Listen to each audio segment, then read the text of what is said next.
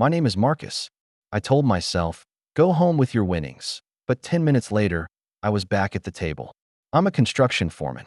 I used to kiss my daughter goodnight and sleep on sheets that smelled like home. Now I count pocket change and wake up in my truck.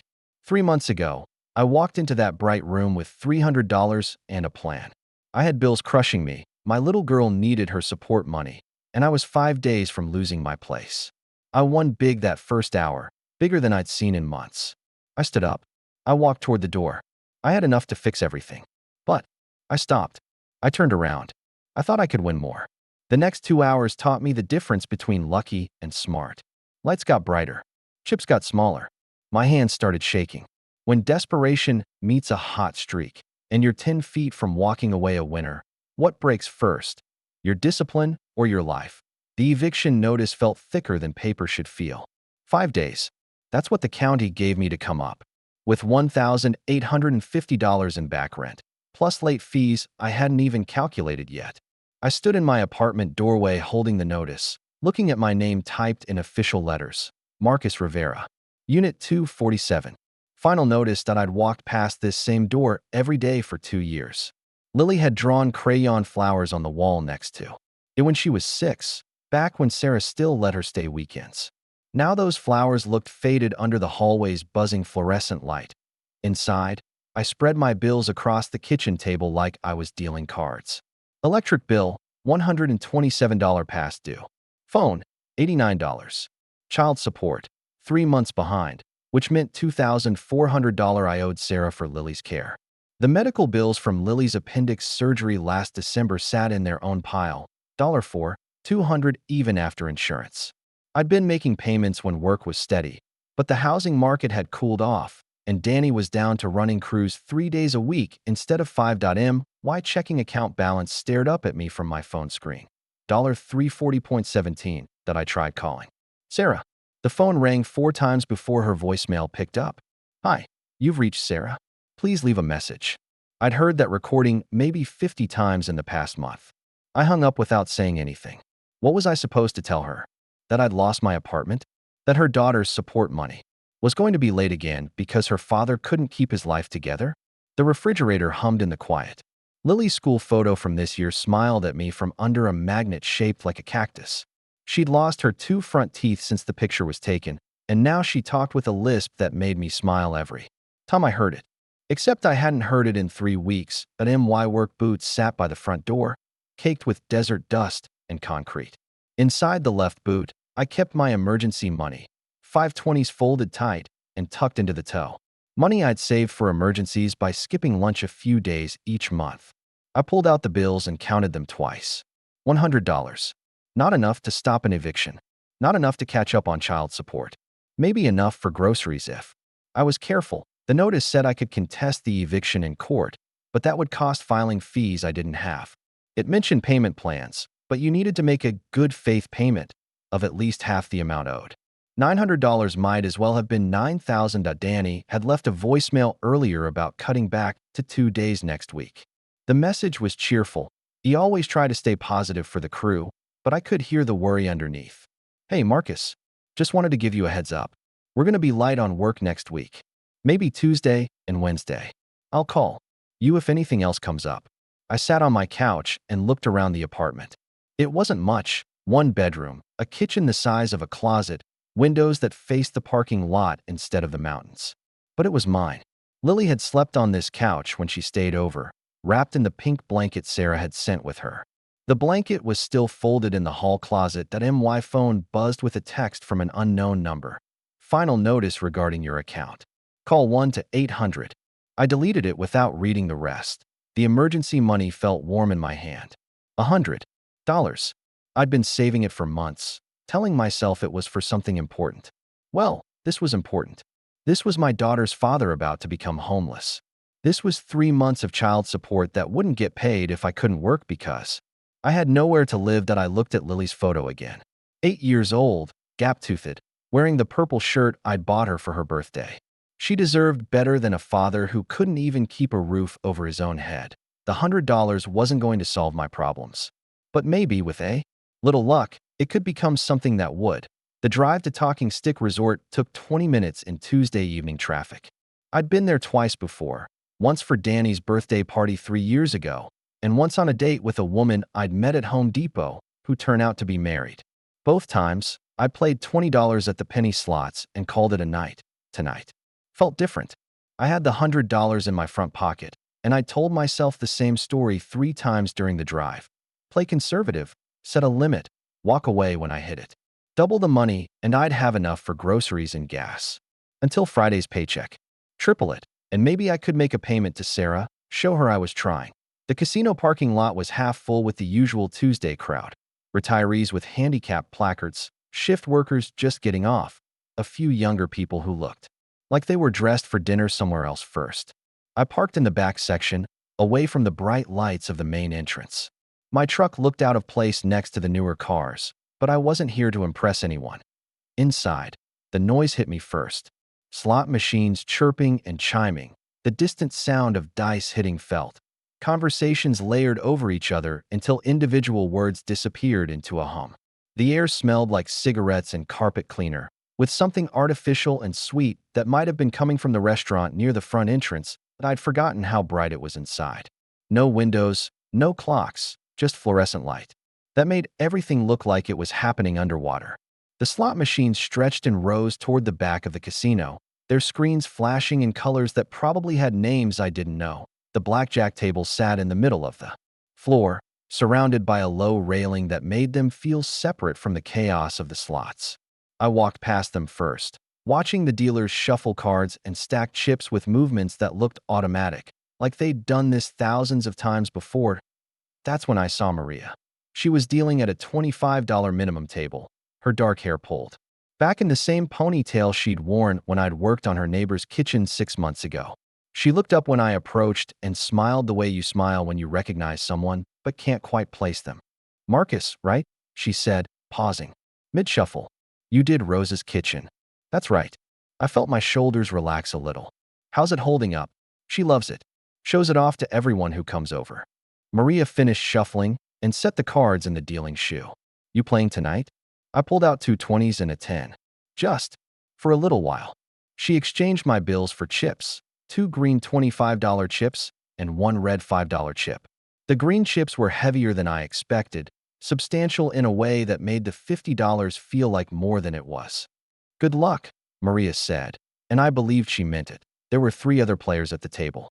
A woman in blue scrubs, who looked like she'd just gotten off a hospital shift, an older man wearing a Vietnam veteran's cap, and a kid who couldn't have been more than 21, fidgeting with his chips like they were worry stones. "New player coming in," Maria announced to the table, mostly for the sake of the pit boss who was standing a few feet behind her, watching the action with the kind of attention that suggested he'd rather be anywhere else. That I placed a $25 chip in the betting circle in front of me.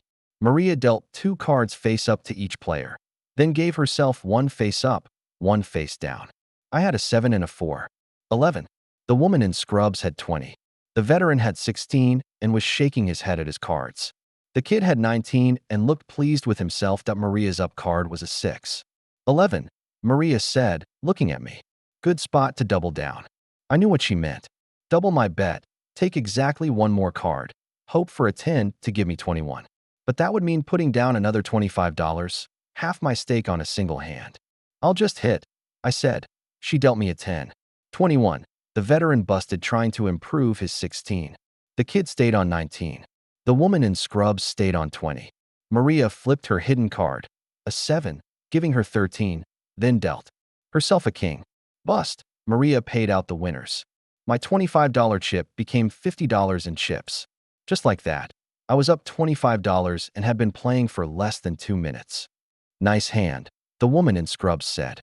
She had kind eyes and looked tired in the way that suggested a long shift dealing with people's problems. "Beginner's luck," I said, but I was thinking about the double down I hadn't taken. If I'd doubled down, I'd have won $50 instead of 25. I'd be up $50 instead of 25. Maria shuffled again, and I placed another $25 chip in the circle. This time I was going to play it right.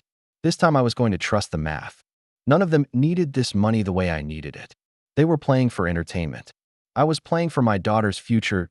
I bet $150 on the next hand. The biggest bet I'd ever made in my life. Kevin dealt the cards, like he was dealing out sentences. I had a queen and an ace. Blackjack. 21 on the first two cards. The anniversary couple clapped. Robert nodded approvingly.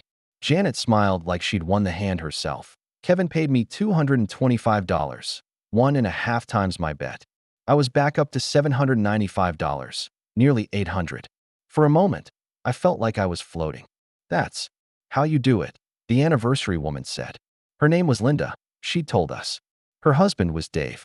They were both accountants from Tempe, celebrating a decade of marriage with dinner and gambling and what looked like genuine happiness. I should have walked away right then. $800.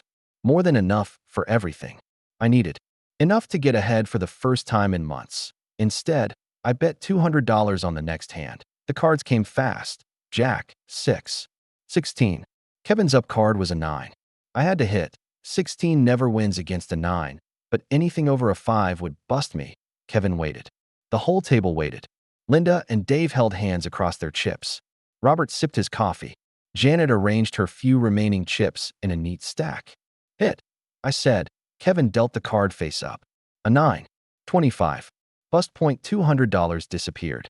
I was down to $595, and my hands were starting to shake. Not from nerves, I told myself. From too much caffeine. And not enough food. The anniversary couple won their hand and kissed again. They were up about $50 for the night and looked like they were having the time of their lives. Robert won too, tipping Kevin $5 and ordering another round of coffee for anyone who wanted it. I declined the coffee. My stomach felt like it was full of acid. You okay? Janet asked. She'd been a nurse for 20 years, probably. She could read the signs of someone in distress. I'm fine, I said. Just thinking. But I wasn't fine. I was thinking about the money I'd just lost, about the money I still had, about how much more I needed to really solve my problems. $200 would have covered groceries for a month. Instead, it had disappeared in 30 seconds. My phone buzzed again. This time it was an unknown number, probably a creditor calling at an hour when they thought I'd be asleep. I let it go to voicemail. Kevin dealt the next hand. I bet $50, trying to be conservative, trying to stretch. What I had left. Got dealt an 8 and a 3. 11. Perfect double-down hand. But doubling would mean betting another $50, and I was starting to understand how quickly $50 could become nothing. Double. Kevin asked that I looked at my remaining chips. $545. Still enough to solve my problems if I played smart. Still enough to walk away ahead. Just hit, I said. Kevin dealt me a 10. 21. He showed a 6, drew a 5 for 11, then drew a 10 for 21. Push. Tie. My $50 came back to me unchanged. Linda and Dave cashed out after losing their second $100 buy-in.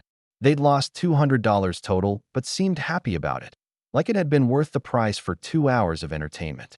Good luck, everyone, Dave said, shaking hands with Robert and nodding to me. They walked away holding hands, probably heading back to their hotel room to celebrate their anniversary with champagne and room service and the kind of intimacy that comes from 10 years of successful marriage. I envied them. Not the marriage. Sarah and I had tried that and failed, but the ability to lose $200 and treat it like the cost of a movie ticket. The ability to walk away without looking back. I bet $100 on the next hand. You sure about that, honey? Janet asked. She was down to her last $25, but seemed more concerned about my betting than her own losses. I'm sure, I said, but my voice sounded hollow even to me. Kevin dealt the cards, and I watched my future get decided one card at a time. The cards were running cold. Over the next 40 minutes, I lost 7 of 10 hands. My chip stack shrank, like ice in the desert sun. $800 became $600, then $400, then $300. Each loss felt like a punch to the chest. Robert had been watching my play with the careful attention of someone who'd seen this before. After I lost another $100 bet, he cleared his throat. Son, he said, his voice gentle but firm. I fought in Vietnam. Saw plenty of good men make bad decisions under pressure. Sometimes the smartest thing you can do is retreat and live. To fight another day. I knew he was right. $300 was still more than triple what I'd started with. It was still enough to buy time, to make a payment to Sarah, to show up tomorrow with gas in my truck and hope in my voice. But $300 wouldn't solve everything. It would just postpone the reckoning. Janet had lost her last chips and was getting ready to leave. She gathered her purse and cardigan, then paused beside my chair. "I've been a nurse for 22 years, she said quietly. "I've seen a lot of people in pain. You remind me of the fathers in the pediatric ward. They'd do anything for their kids, even things that don't make sense. But sometimes the thing that makes sense is asking for help." She squeezed my shoulder and walked away, her footsteps echoing across the casino floor that had grown quieter. As the night deepened, Miguel, the off-duty security guard, had taken Janet's seat. He played methodically, betting $25 a hand and never varying from basic strategy. Win or lose, his expression never changed. "You work here?" I asked him during a shuffle. "Different casino," he said. "Been doing security for 12 years. You see everything in this business." He glanced at my diminished chip stack. "Seen people lose their rent money, their car payments, their kids' college funds. Hell, I've seen guys lose houses they inherited from their grandmothers." Kevin dealt the next hand. I had been betting $50, trying to be conservative, but $50 wins wouldn't get me back to where I needed to be. I pushed $100 forward. "Take it easy, man," Miguel said quietly. "Cards don't care about your story." I had 14 against Kevin's 7. Should have hit, but I was afraid of busting. Afraid of losing another $100. I stayed. Kevin flipped his whole card. A jack. 17. He stayed 2. I lost with my 14 against his 17. Down to $200. My phone showed 3 missed calls and 2 text messages. The first text was from Danny. "Everything okay? Mr. Check-in." The second was from an unknown number. "Final notice on past due account." I put the phone face down on the table. Robert had been slowly losing his winnings back to the house. He was down to about $50, still betting his conservative 25 per hand. Miguel was roughly even, maybe up $20 for the night. The pit boss, a woman in her 40s wearing a navy blazer, had been circling the table. More frequently, she'd nod to Kevin, glance at the action, then move on to supervise other games. But I caught her looking at me specifically twice. I bet my last $100 on the next hand. Kevin paused before dealing, glanced at the pit boss, then slid the cards across the felt. I had a 7 and a 4. 11 against his 6. Perfect. Double down situation. Put down another $100. Take 1 card. Hope for a 10 or face card. But I didn't have another $100. I had exactly $100, and it was already in the betting circle. "Hit," I said. Kevin dealt me a 10. 21. He showed his whole card. A 10, giving him 16. Drew a 5. 21 push. My $100 came back to me, but I felt like I'd lost anyway. If I'd had more money to double down, I would have won. If I'd been playing with deeper pockets, I'd be ahead right now instead of hanging on by my fingernails. That's when I understood the trap I'd built for myself. Every win felt like proof that I could win more. Every loss felt like proof that I was due for a win. The casino didn't need to cheat. The math and the psychology did all the work. I looked at my $100 in chips. Not enough to change my life. Not enough to solve my problems. Just enough to keep playing. Miguel finished his coffee and stacked his chips. "I'm out," he said. "Good luck, but be smart about it." He cashed out with about $40 in winnings and walked away without looking back. Now it was just me, Robert, and Kevin. The casino floor had emptied except for the die-hard gamblers and the staff, who had to stay until morning. The slot machines still chimed and flashed, but the sound seemed lonelier now, less like celebration and more like mechanical desperation. I bet $25 on the next hand, trying to make my last $100 last as long as possible. But I knew I was only postponing the inevitable. The table felt different with just Robert and me sitting across from Kevin. More intimate, more desperate. The casino's overnight crowd was thinner, harder looking. People with nowhere else to be and nothing left to lose. I won the $25 bet, then lost the next one.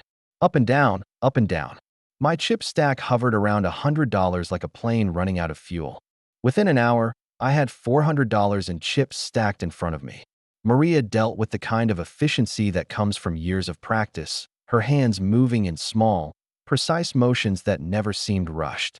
The conversation at the table had settled into the comfortable rhythm of people who weren't trying to impress each other, Janet, the woman in scrubs, was a nurse at Phoenix General. She'd been playing $25 hands for the past hour and was about even, maybe, up $50. She talked about her grandchildren between hands, showing photos when she won and laughing when she lost. "This one's my daughter's youngest," she said, sliding her phone across the felt to show me a picture of a little girl about Lily's age. "Just lost her first tooth yesterday. Tooth Fairy gave her $5. Can you believe that? When I was her age, I got a quarter." "Inflation," said Robert, the veteran. He'd introduced himself after winning 3 hands in a row and buying coffee for the table. "Everything costs more now. Coffee, gas, Tooth Fairy money." He was up about $100 and seemed content to play conservatively, betting $25 a hand and staying on anything 16 or higher. "The kid, Tyler," he'd said, when Janet asked, "was learning the hard way. He'd started with $200, gotten up to $350, then lost most of it back trying to chase a big win. Now he was down to $40 and betting $5 a hand, trying to stretch what he had left. "I should have stayed home," he said after losing another hand. "I was supposed to be studying for an exam." "How old are you, honey?" Janet asked. 22. Senior at ASU. Business major. "Then you know about risk management," Robert said. "First rule is don't bet money you can't afford to lose." I looked at my own stack of chips. $400. More than 3 times what I'd started with. Enough to make my landlord happy, at least for a while. Enough to call Sarah and tell her I had part of what I owed her. Maria announced she was going on break in 10 minutes. A new dealer would take over the table, which meant the rhythm would change, the cards would change, everything that had been working for me might stop working. I picked up my chips and counted them again. 16 green $25 chips. For red $5 chips. $420 total. Not enough to solve all my problems, but enough to buy me some time. I could cash out now. Walk away a winner. Pay the rent, buy groceries. Maybe even take Lily out for pizza when I saw her next. But $400 still left me short. I needed at least $600 to make a real dent in what I owed Sarah.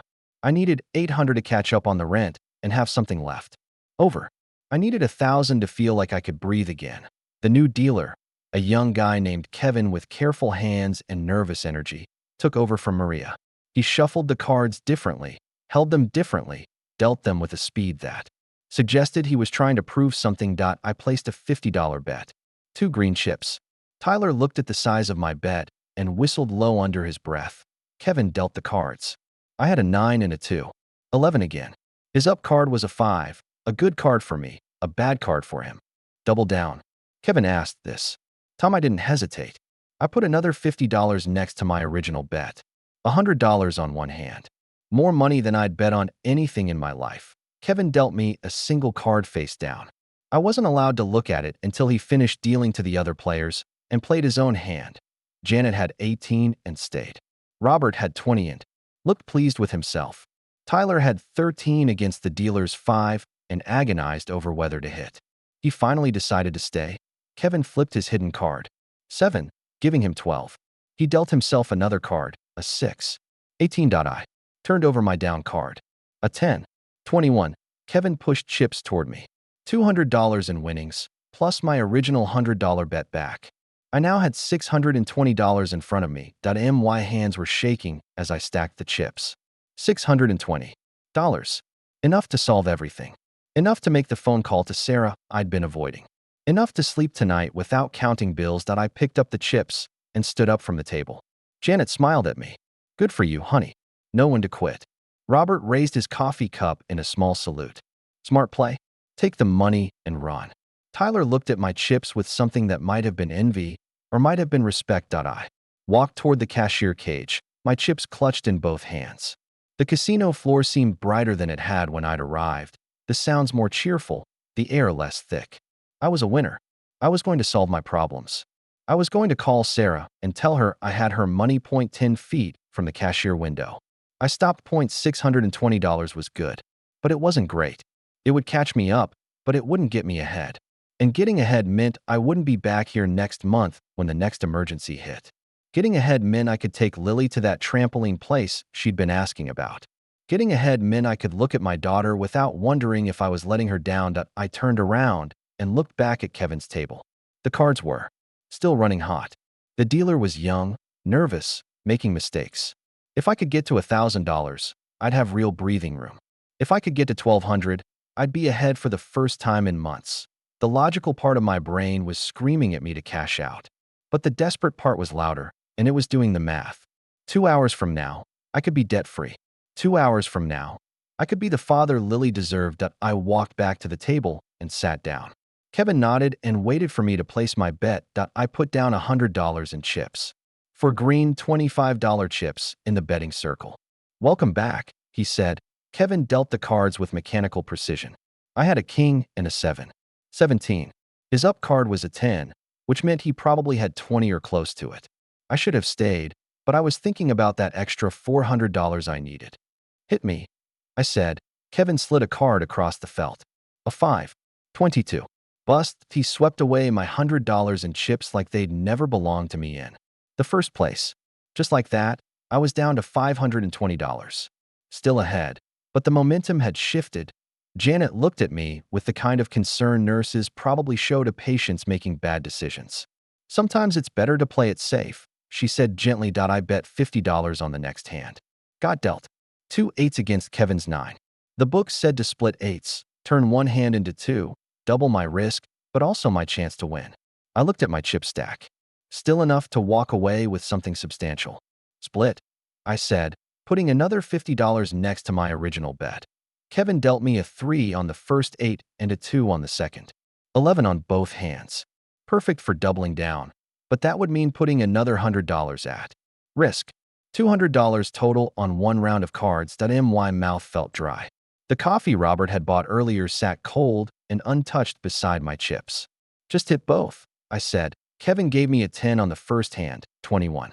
A 9 on the second, 20. Strong hands. He flipped his whole card. A 6, giving him 15. Drew a 7, 22. Bust again. I'd won both hands. Kevin pushed $200 in winnings toward me. I was back up to $670, even higher than when I'd walked away the first time. Tyler had been quiet since losing his last bet. He stood up from the table, nodded to everyone, and walked toward the exit with empty pockets. Kid had learned an expensive lesson about risk management tonight. "Smart kid," Robert said, watching him go. "Knows when he's beat." A couple arrived. At the table, anniversary celebrants based on how they kept touching each other and laughing at things that weren't particularly funny. The woman had auburn hair and wore a dress that suggested they'd come from dinner somewhere nice. The man looked like he worked in an office, soft hands and a tie loosened just enough to show he was off duty. "It's our 10th anniversary, the woman told Janet.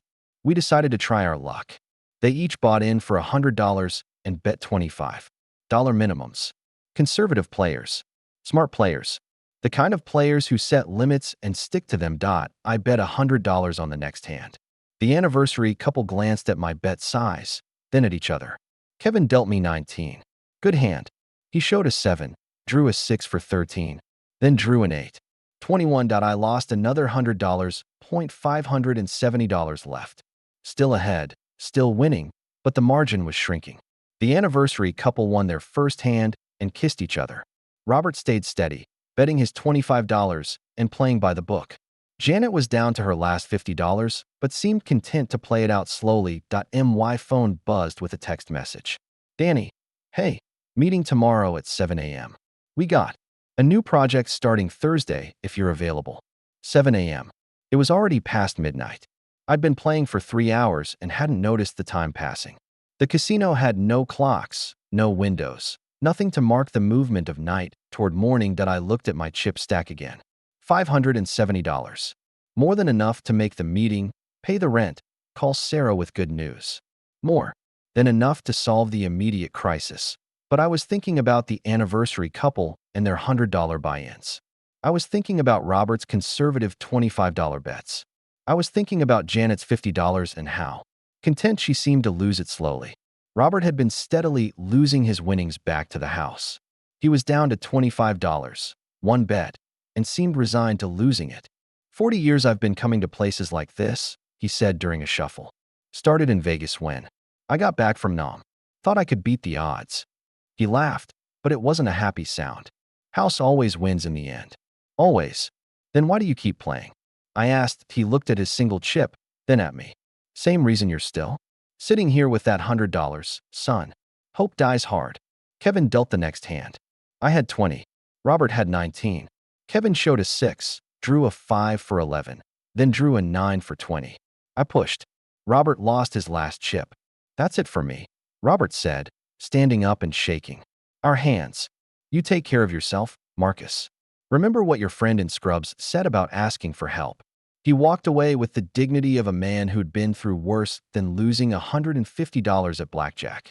I envied him that dignity. Now it was just me and Kevin and a nearly empty casino floor. The pit boss made her rounds less frequently. The slot machines chimed to empty air. Even the cocktail waitresses seemed to have disappeared. I checked my phone. 2:17 a.m. Danny's meeting was in less than 5 hours, and I lived 20 minutes away. If I left now, I could get 3 hours of sleep and show up looking human. But I still had $75 in chips. Not enough to change anything, but enough to try one more time to get back to where I'd been.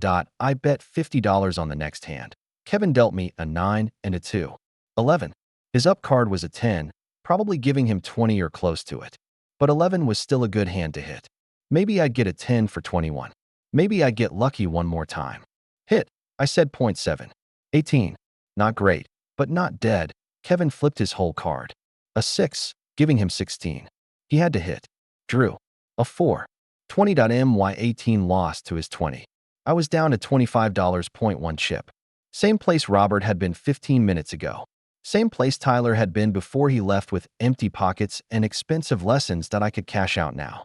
Walk away with $25 and the knowledge that I'd at least tried. $25 was better than nothing. It was gas money. It was lunch money. It was something, but $25 wasn't going to solve my problems. It wasn't going to pay Sarah. It wasn't going to keep me from getting evicted. It wasn't going to make me the father Lily deserved. Kevin waited patiently while I stared at my last chip. The casino floor was so quiet I could hear the hum of the air conditioning system. I pushed the chip forward. My final bet. Kevin dealt the cards without ceremony. I had a jack and a 5. 15. He showed a 7. I had to hit. 15 never beats 17, and with a 7 showing, he probably had 17 or better. But any card higher than 6 would bust me. Hit, I whispered. Kevin dealt the card face up. A 9. 24. Bust. He swept away my last chip like he was clearing dust off the felt. I stared at the empty space in front of me where my chips had been, where my rent money had been, where my daughter's support had been. You okay? Kevin asked. It was the first time he'd shown any emotion all night. I nodded, but I wasn't okay. I wasn't anywhere close to okay. I stood up from the table on unsteady legs and walked toward the cashier cage. Not to cash out. I had nothing to cash, but because I didn't know where else to go. My phone showed 2:34 a.m. The meeting was in 4.5 hours. The eviction was in 5 days. The child support was 3 months overdue, and I had $15 in my wallet. Not enough to fill my gas tank. Not enough to buy breakfast. Not enough for anything that mattered. I sat in my truck in the casino parking lot and tried to figure out how to explain this to Danny, to Sarah, to myself. The desert night was cold, and I could see my breath in the cab that I'd gambled away everything. Except the truth. I was a father who'd let his daughter down, a man who'd chosen hope over sense, a person who'd walked away from certain salvation because it wasn't enough. The worst part was that I could still feel the phantom weight of those chips in my hands. Even now, sitting in my truck with empty pockets, part of me wanted to go back inside and try again. But I didn't have anything left to try with. I sat in the parking lot for 20 minutes before I could start the engine. My hands were shaking, not from cold, but from the realization of what I'd done. 7 hours ago, I'd had $100 and a plan. Now I had $15 and no plan at all. The drive home took forever. Every red light felt like punishment. Every billboard advertising loans or financial services felt like mockery. When I finally pulled into my apartment complex, the eviction notice was still taped to my door, but now it looked different. Heavier. More final. Inside, I spread my bills across the kitchen table one more time. The numbers hadn't changed, but my ability to pay them had disappeared completely. I picked up my phone and tried to call Sarah. It went straight to voicemail. Sarah, it's me. I know it's late. I just wanted to tell you. I stopped. What was I supposed to tell her? That I'd gambled away 3 months of child support in one night? That I'd chosen a casino over our daughter's security? I'll call you tomorrow. Kiss Lily for me. I hung up and stared at Lily's school photo on the refrigerator. 8 years old. Gap-toothed smile. Purple shirt I'd bought her for her birthday. She trusted me to take care of her, and I'd betrayed that trust for the chance at easy money that turned out to be impossible money. My phone rang. Danny. Marcus, where are you? It's 7:15. I looked at the clock. I'd been sitting at my kitchen table for 4 hours, staring at bills I couldn't pay and thinking about choices I couldn't undo. I'm sick, I said. Food poisoning. Hit me around. 3 a.m. Jesus, man. You okay? You need anything? Danny was a good guy. 15 years running crews, never missed a payroll, always looked out for his workers. He didn't deserve to have employees who lied to him about why they couldn't show up. I'll be fine. Should be good to go tomorrow. Take care of yourself. We start the Henderson job Thursday if you're feeling better. After he hung up, I managed to shower and get dressed. Showed up at the job site 2 hours late with a story about food poisoning that nobody quite believed, but everyone pretended to accept. The work was framing a house in a subdivision that would be full of families like the one I used to have. Families with fathers who paid their bills on time and showed up when they said they would. I swung a hammer mechanically, barely talking, making mistakes that Luis had to correct. You sure you're feeling okay? Luis asked during lunch break. You seem off. Just tired, I said, but I wasn't tired. I was hollow, empty in a way that had nothing to do with sleep and everything to do with the recognition that I'd crossed a line I couldn't uncross. I'd gambled away my daughter's future and my own stability in a single night. That my phone buzzed with a text from Sarah. Called you last night. Everything okay? I stared at the message for 5 minutes before typing back. Everything's fine. Child support will be a few days late this month. Work has been slow. 3 dots appeared, then disappeared, then appeared again. Marcus, what's going on? You missed 2 calls yesterday, and now you sound strange. Are you in some kind of trouble? I was in trouble. More trouble than I'd ever been in my life. But admitting that meant admitting what I'd done, and I wasn't ready for that conversation. Just work stress, I typed. I'll call you this weekend. The rest of the day passed in a blur of physical labor and mental anguish. Every time I thought about the casino, I felt sick. Every time I thought about Lily, I felt worse. By the time Danny called it a day, I was exhausted in ways that had nothing to do with construction work. That night, I couldn't sleep. I lay in bed staring at the ceiling, replaying every hand, every decision, every moment I could have walked away. The worst part wasn't losing the money. It was remembering how close I'd come to winning everything I needed. At 3 a.m., I got up and made coffee. Sat at my kitchen table with the bills spread out again, like looking at them might somehow change the numbers. The eviction notice gave me 4 more days. The child support was now 4 months behind. My checking account showed $15.47. My phone buzzed. Sarah, finally calling back. Marcus, it's me. I got your texts. What do you mean the support will be a few days late? It's already 3 months late. I closed my eyes. Her voice sounded tired, strained, like she'd been losing sleep too. I know. Work has been really slow. Danny's only running crews 3 days a week. Marcus, I've been patient. I've been understanding. But Lily needs things. School supplies, clothes that fit. Her soccer registration is due Friday. I can't keep covering everything myself. I know. I'm sorry. I'm trying to figure it out. Are you? There was an edge to her voice I hadn't heard in months. Because you sound different. You sound like you're not telling me something. She was right. I was hiding the biggest mistake of my life, and she could hear it in my voice. I'm just stressed about work, I said. Give me until Friday. I'll have something for you by Friday. A long pause. Marcus, if you don't have at least $1,000 by Friday, I'm calling my lawyer. Lily deserves better than this. The line went dead. I sat holding the phone, knowing she was right. Lily did deserve better. She deserved a father who paid his bills, who kept his promises, who didn't gamble away her future in a single night.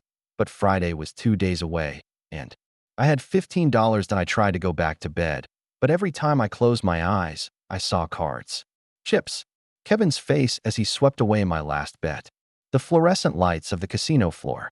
The sound of slot machines celebrating other people's luck at 5 a.m. I gave up on sleep and went for a drive. Just to clear my head, I told myself. Just to think that I drove east toward the sunrise, past strip malls and fast food restaurants and billboards advertising easy credit and payday loans. The desert looked different in the early morning light, cleaner, more honest than the artificial brightness of the casino that I wasn't planning to end up at Talking Stick Resort. But that's where I found myself at 6:30 a.m., sitting in the parking lot, watching the early shift workers arrive. Security guards, maintenance crew, dealers starting their morning shifts. The casino was open 24 hours, but it felt different during the day. Less desperate, more businesslike, like a job. Instead of a fever dream that I had $15 in my wallet. Not enough to play blackjack at a $25 minimum. But the slot machines took any denomination.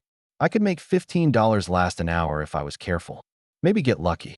Maybe win enough to at least call Sarah with something that I sat in my truck for 10 more minutes, knowing this was insane. Knowing I was about to make the same mistake twice. But $15 wasn't going to solve my problems anyway. It wasn't going to pay Sarah or save my apartment or buy groceries that would last more than 2 days at least at the casino. $15 had a chance to become something more. I walked through the entrance, past the same slot machines I'd ignored the night before, found a dollar machine in a quiet corner and fed a 20 into it. The machine gave me 20 credits. 20 chances to turn disaster into salvation. I hit the spin button and watched the reels turn. The slot machine was hypnotic in ways that blackjack hadn't been. No decisions to make. No strategy to follow. Just hit the button and watch the symbols spin. Cherries, sevens, diamonds, bells. Each spin took 3 seconds and cost $1. I won $6 on the 4th spin. Lost it back over the next 10 spins. Won $12 on a 3-cherry combination. Lost that too. By 7:30 a.m., I was down to 8 credits. $8. Left of my original 20. The casino was filling up with the morning crowd. Retirees mostly, people who'd probably been gambling here since it opened. They moved through the slot aisles like they were shopping for groceries, checking out different machines, settling in for what looked like long sessions. A woman in her 70s sat down at the machine next to mine. She fed a $100 bill into the slot like she was buying a cup of coffee. The machine gave her 400 credits. "Morning," she said pleasantly. "You're up early." "Couldn't sleep," I said. "I know the feeling. My husband used to say the early bird catches the worm. Of course, he never said what happens when the worm fights back." She hit the spin button and won $40. The machine played a little song and flashed lights. She barely seemed to notice. "You come here often?" I asked. 3 times a week since my Herald passed. Better than sitting at home feeling sorry for myself. She glanced at my machine, which showed 8 credits. "How you doing over there?" "Not great. Gambling's like fishing. Sometimes you catch dinner, sometimes dinner catches you." I hit the spin button. 3 bells. The machine lit up and started playing music. "Jackpot. $147." The woman clapped her hands. "There you go. See, just had to be patient." $147. Not enough to solve everything, but enough to buy time. Enough to call Sarah with something instead of nothing. Enough to prove that coming here hadn't been completely insane. I cashed out the ticket and walked to the cashier cage. The same woman who'd been working the night shift was still there, looking tired but professional. "Congratulations," she said, counting out 7 20s, 1 5, and 2 1s. $147 in cash. More money than I'd had since losing everything at the blackjack table 12 hours earlier. I walked back toward the slot machines, telling myself I was just going to say goodbye to the friendly woman. But when I got there, she'd moved to a different machine. A dollar slot had become a $5 slot, and she was betting maximum credits, $15 per spin. Moved up in the world. She said when she saw me, "Sometimes you got to risk more to win more." I watched her spin. Lost $15 in 3 seconds. Spun again. Lost another 15. Her 400 credits were disappearing fast, but she seemed unconcerned. "My Herald always said you can't win if you don't play," she said, hitting the spin button again. $5 machines. 3 credits per spin, $15 each time. With $147, I could play for maybe 10 spins. But if I won, really won, I could walk out with enough money to change everything. I found an empty $5 machine 2 rows over and fed my cash into it. The machine gave me 29 credits. 29 chances to turn $147 into something. That mattered. The first spin won nothing. The second spin won nothing. The third spin hit 3 diamonds for $85. I was up to 38 credits, nearly $200. This was working. This was actually working. I increased my bet to maximum. 5 credits per spin, $25 each time. Go big or go home, like my father used to say. Except I was already close to losing my home. So going big was the only option that made sense. The reel spun faster at maximum bet. $25 disappeared in 2 seconds. Then another 25. Then another. By 8:30 a.m., I was down to 3 credits. $75 left of the money I'd won. The money that was supposed to save me. The friendly woman appeared beside my machine. "How'd you do?" "Not so good," I said. That's the thing about gambling. The house always wins in the end. But sometimes the house lets you win a little first, just to keep you interested. She walked away, leaving me with 3 credits and the growing understanding that I'd just made the same mistake twice in 12 hours. I'd taken my winnings and turned them into losses.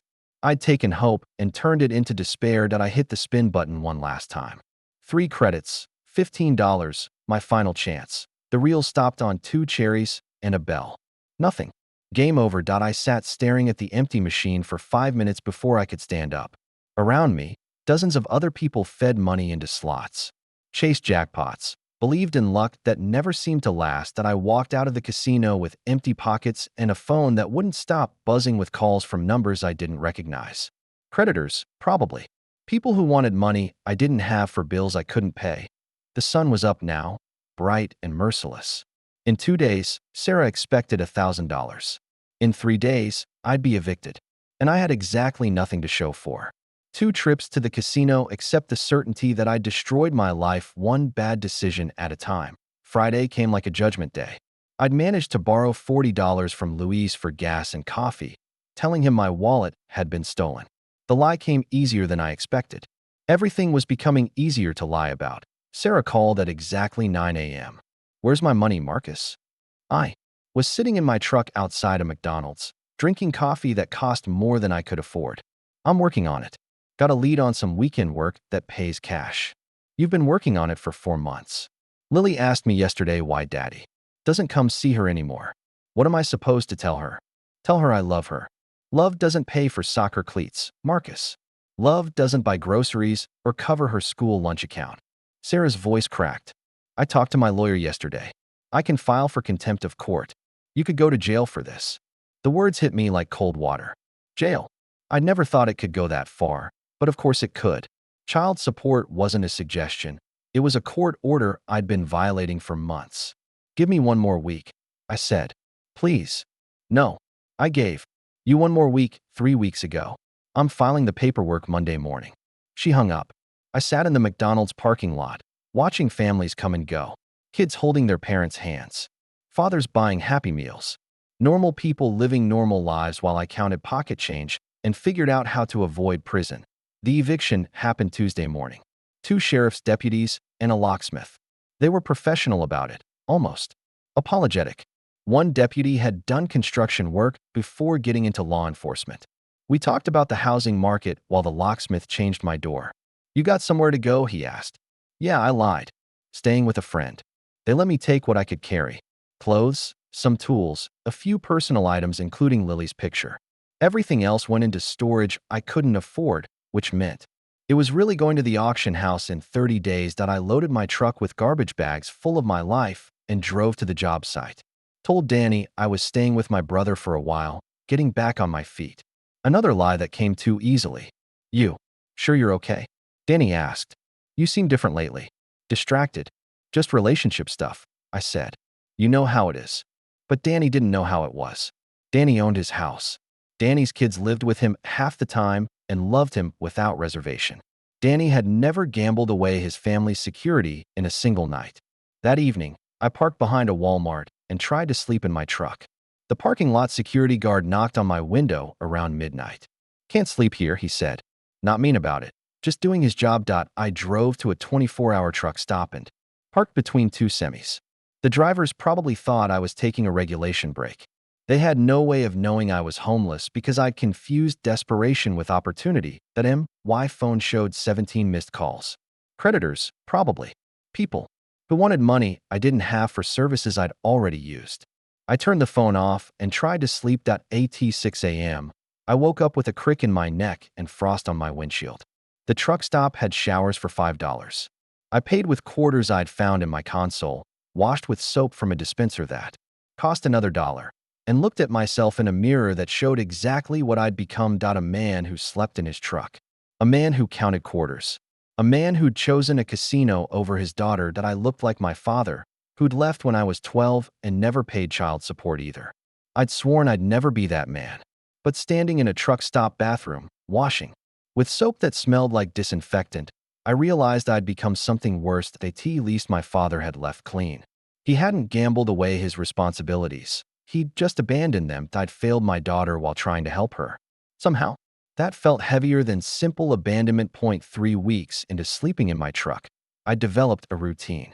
Park behind the job site at 10 p.m. Wake up at 5:30 a.m. Drive to the truck stop for a $5 shower. Arrive at work first, leave last. Volunteer for every hour of overtime Danny offered. The crew knew something was wrong, but didn't push. Construction. Workers understand hard times. Luis started packing extra sandwiches and offering me half. Tommy, our youngest guy, always had energy drinks to share. They were helping without making it obvious, which I appreciated more than they knew. My truck became my entire world. Clothes hung from hooks behind the seats. A cooler held whatever food I could afford. A sleeping bag and pillow turned the back seat into something resembling a bed. I kept Lily's picture taped to the dashboard, her gap-toothed smile visible every time I looked up from my phone. Sarah had stopped taking my calls entirely. When I tried calling from different numbers, she'd hang up as soon as she heard my voice.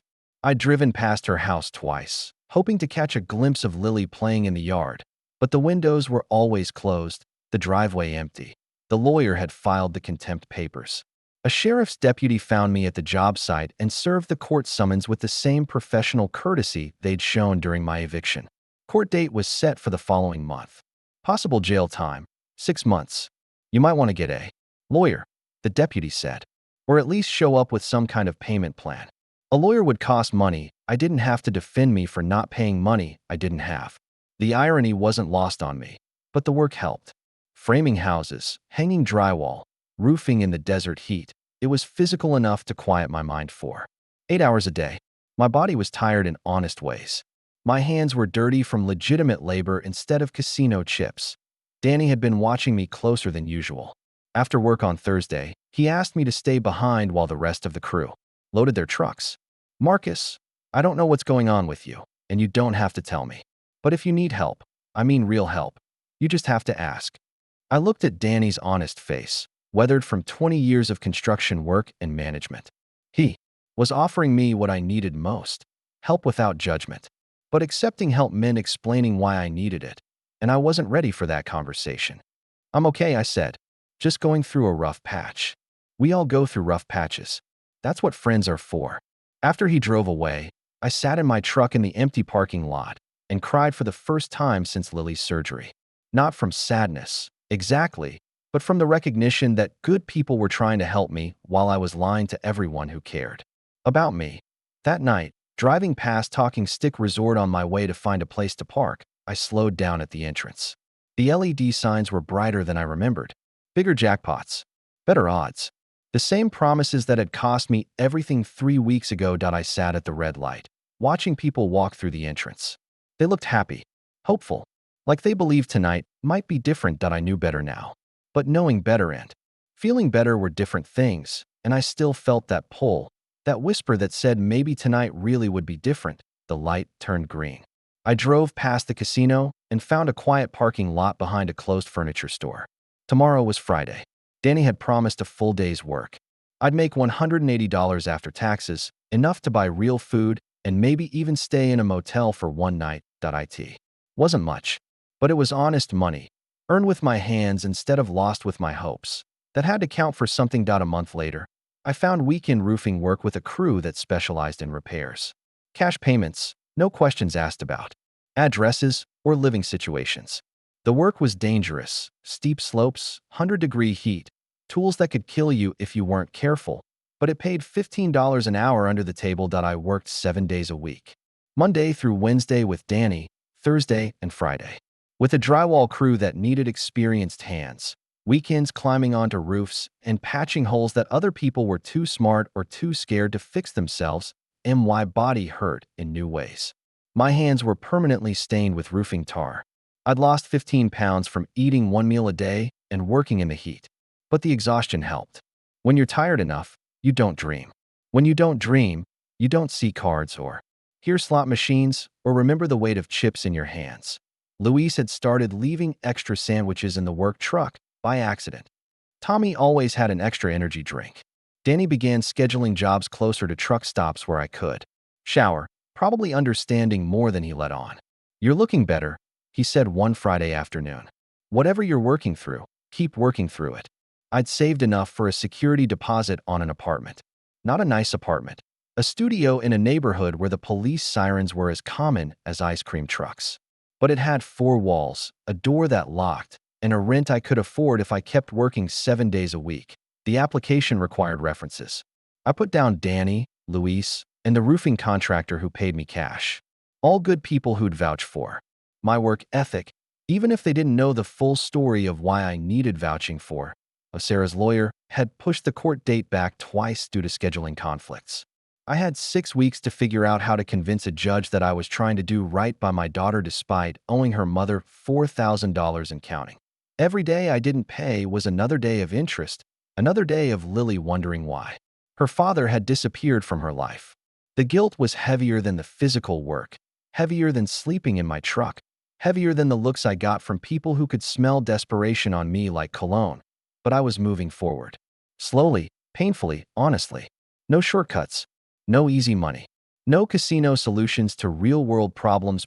2 months after losing everything, I signed a lease on a 400-square-foot studio apartment with walls thin enough to hear my neighbors' conversations, and plumbing that clanged like a percussion section. But it was mine.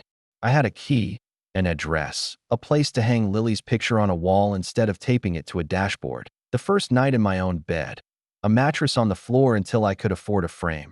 I slept 8 hours straight. No dreams about cards. No nightmares about chips disappearing. Just the honest sleep of someone who'd earned his rest through legitimate work. When I woke up, I made coffee in a kitchen that smelled like fresh paint and hope. The apartment was barely bigger than my truck, but it felt like a mansion. I had a refrigerator that worked, a shower with decent water pressure, and neighbors I could hear through the walls arguing about normal things like whose turn it was to take out the trash. The first month was about building routines. Work 7 days a week. Grocery shop on Sunday mornings when the stores were empty and the prices were marked down. Shower every day instead of every 3 days.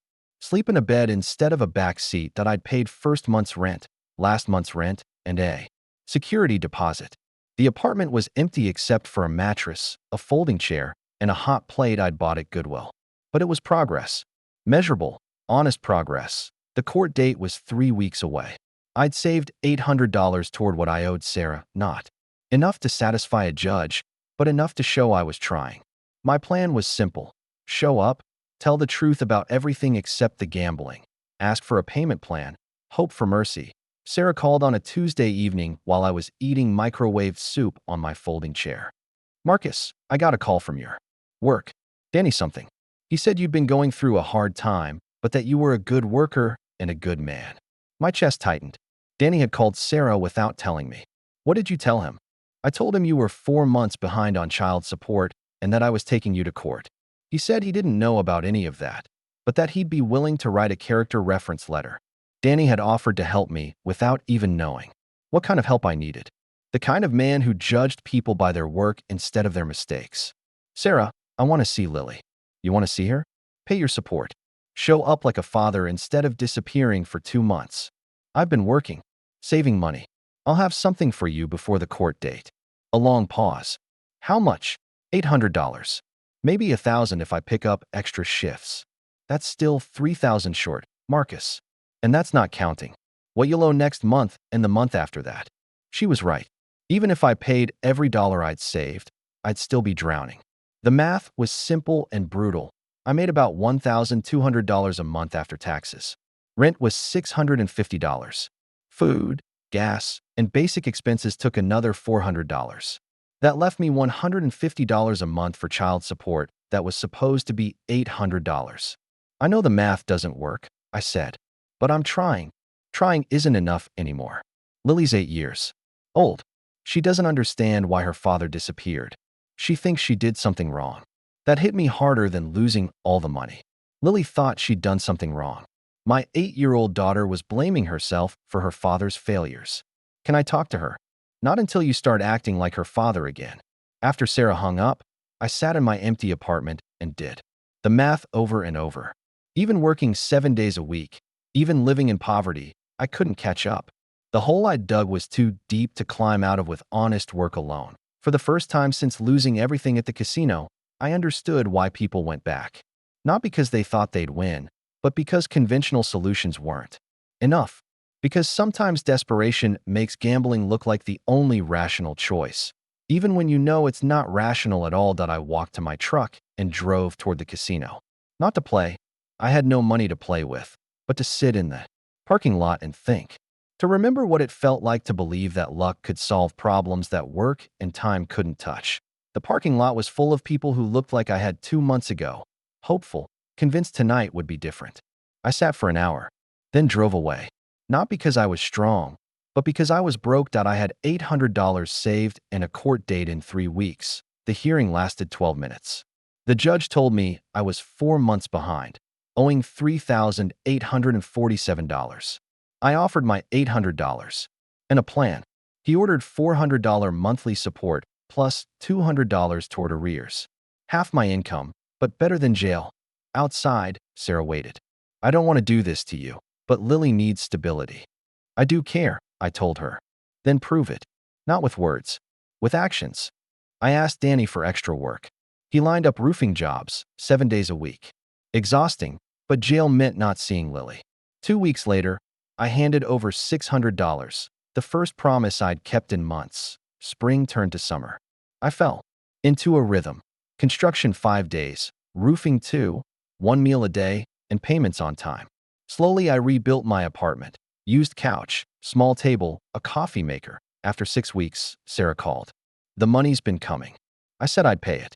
You've said a lot. This is the first time you've followed through. I asked. About Lily. Soccer. Select team. 8 years old and missing me. Sarah's words cut. Love needs to show up in ways she can understand. At a job site, I watched kids her age practicing. Joe, the roofing boss, told me, kids don't remember the extra money. They remember whether you showed up. I asked Danny if I could occasionally leave for Lily. He didn't hesitate. Family first. The first boss I'd had who meant. I teed in August. Sarah finally called. Lily wanted me at her game. I showed up.